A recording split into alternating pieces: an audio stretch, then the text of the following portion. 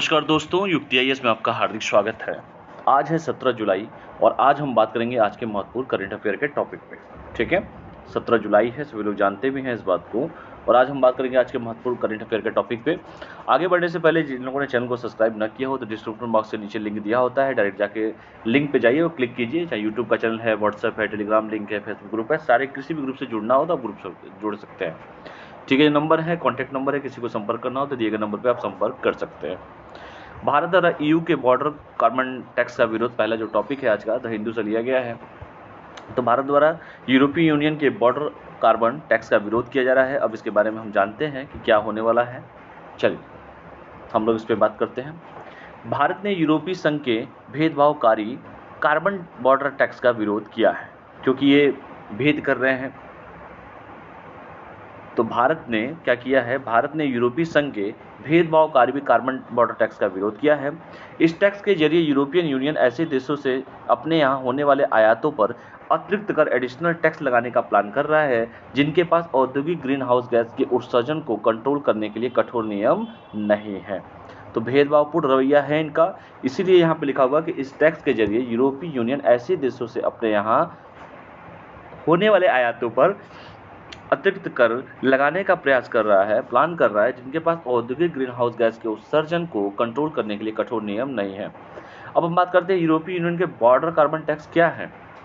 इससे पूर्व 10 मार्च 2021 को यूरोपीय यूनियन की संसद ने कार्बन बॉर्डर एडजस्ट मैकेनिज्म को क्रियान्वित करने के लिए एक प्रस्ताव को अंगीकृत किया था और फिर जून माह में इस पर ड्राफ्ट रेगुलेशन के तहत इस टैक्स को लगाने के लिए प्रस्ताव किया गया है। जो भी वस्तुएं यूरोपीय संघ की सीमा में प्रवेश करती हैं, उन पर ग्लोबल वार्मिंग को बढ़ावा देने के चलते टैक्स लगाया जाएगा, ऐसा वहां पर कहा गया है। ऐसा टैक्स अल्प कार्बन संसाधन प्रभावी विनिर्माण को बढ़ावा देगा और ऐसा ईयू का मानना है। एक तरफ जहां अमेरिका और ब्रिटेन भी ऐसे प्रस्तावों पर विचार कर रहे हैं, वहीं बेसिक देशों मतलब ब्राजील, साउथ अफ्रीका, भारत और चीन ने यूरोपीय संघ के इस टैक्स के प्रस्ताव का विरोध किया है और इसे भेदभावकारी करार दिया भी है। इसके साथ ही साथ इसे यूएनएफसीसी के समान किंतु विभेदित उत्तरदायित्व संबंधी क्षमता यानी क्षमता common but differentiate and responsible respective capabilities का उल्लंघन करता है। यह सिद्धांत समृद्ध विकसित देशों को विकासशील देशों को वित्तीय और प्रौद्योगिकी सहायता देने की मांग भी करता है। इसको ध्यान से पढ़िएगा।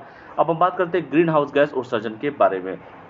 अगर ग्रीन हाउस गैस उत्सर्जन की बात करें तो चीन और अमेरिका क्रमशः 27 और 21% के साथ सर्वाधिक योगदान देते हैं। कौन देता है? ग्रीन हाउस गैसों की बात जैसे मैंने करूँ तो चीन और अमेरिका, ये दोनों, चीन 27 है और अमेरिका 21% के साथ सर्वाधिक योगदान देता है। यूरोपीय संघ खुद को 10 से 11% उत्सर्जन के लिए अमेरिका जिम्मेदार है, जहाँ भारत 6 से 7% के आसपास उत्सर्जन करने के लिए जिम्मेदार है। इसको भी पढ़ लीजिएगा जो डेटा दिया गया है। इसके साथ ही साथ हम बात करें यूरोपीय यूनियन का कार्बन कटौती नीति क्या है, तो यूरोपीय यूनियन ने हाल ही में घोषणा की थी कि वह 2030 तक अपने कार्बन उत्सर्जन में 1990 के स्तर की तुलना में कम से कम 55% की कटौती करेगा। इसके साथ ही साथ 1990 के उत्सर्जन स्तर की तुलना में यूरोपीय यूनियन के ग्रीन हाउस गैस उत्सर्जन में 24% की गिरावट आई है। और यूरोपीय यूनियन चाहता है कि भारत सहित विकासशील देश भी ऐसा ही कुछ करे। यूरोपीय यूनियन कार्बन टैक्स इसलिए भी लगाना चाहते हैं क्योंकि उसका कहना है कि भारत जैसे अन्य देशों से होने वाले आयात से 20% उत्सर्जन होता है और फिर यूरोपीय यूनियन का कार्बन डाइऑक्साइड उत्सर्जन इससे लगातार बढ़ रहा है। ये पूरा डेटा है, इस डेटा को आराम से इसको पढ़ लीजिएगा। यूरोपीय यूनियन ने क्या कहा है, कौन सा टैक्स लगा रहा है, जैसे मैंने कहा कि कार्बन टैक्स का विरोध किया जा रहा है।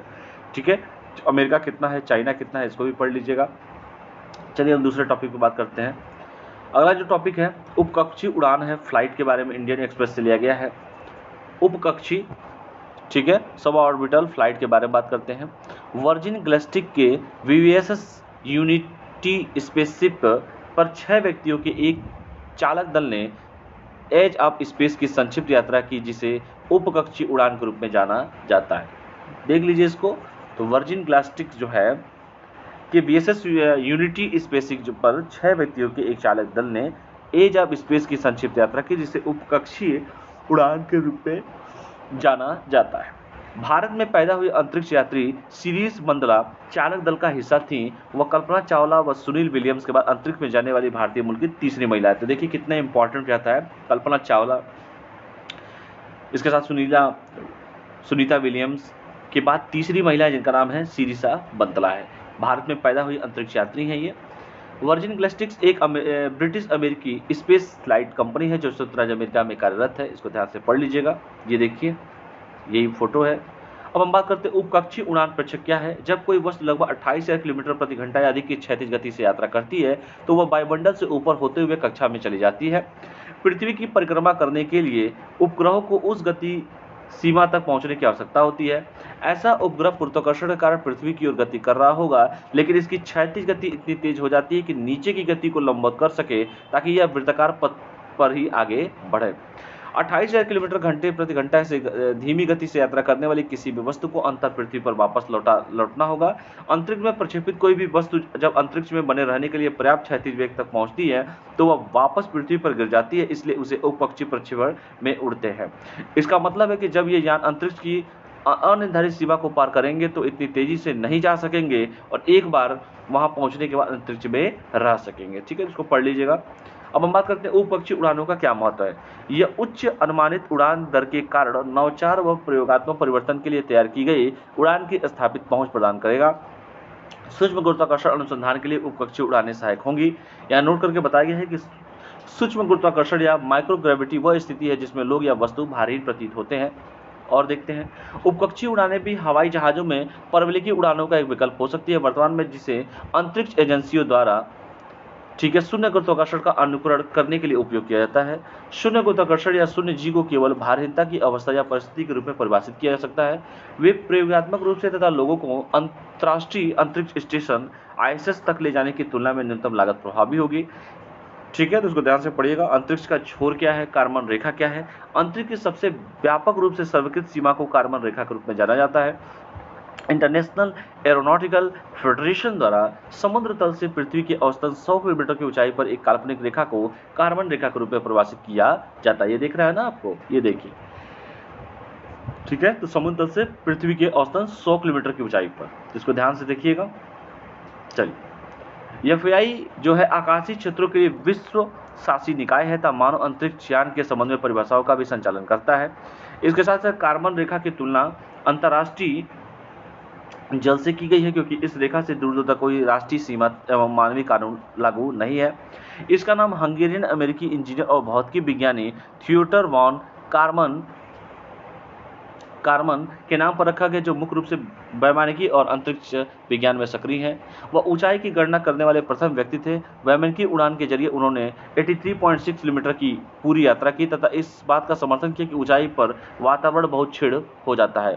हालांकि अन्य संगठन इस परिभाषा को नहीं अपनाते हैं। अंतरिक्ष के छोर को परिभाषित करने वाला कोई अंतर्राष्ट्रीय कानून नहीं है, इसलिए राष्ट्रीय हवाई क्षेत्र की यह एक सीमा है। ठीक है, तो इसको ध्यान से आप लोग पढ़ लीजिएगा। ठीक है, तो दोनों टॉपिक जो मैंने पढ़ाया कि भारत द्वारा यूरोपीय बॉर्डर के कार्बन टैक्स का विरोध, इसका पूरा पढ़ लीजिएगा। अमेरिका कितना है, चीन कितना है ग्रीन हाउस गैस का। ठीक है, चलिए, ग्रीन गैस उत्सर्जन की जो मैंने बात किया है, चीन और अमेरिका 27 और 21, इसको पढ़ लीजिएगा आराम से। दूसरा उपकक्षीय उड़ान है। तीसरी उनके व्यक्ति का नाम क्या है। ठीक है, तो इसको भी पढ़े। सिरिसा बंदला है, वो चालक दल की सदस्य थी। तो चलिए, आज के लिए हम इतना ही करते हैं। शाम को हम क्वेश्चन आंसर करेंगे। अगर किसी को कोई भी क्वेरी हो तो दिए गए नंबर पर संपर्क कर सकते हैं।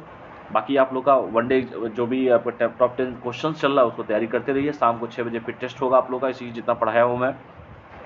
और भी जितने भी एक्सरसाइज, मिलिट्री एक्सरसाइज बहुत जल्दी मैं वीडियो लेके आने वाला हूँ।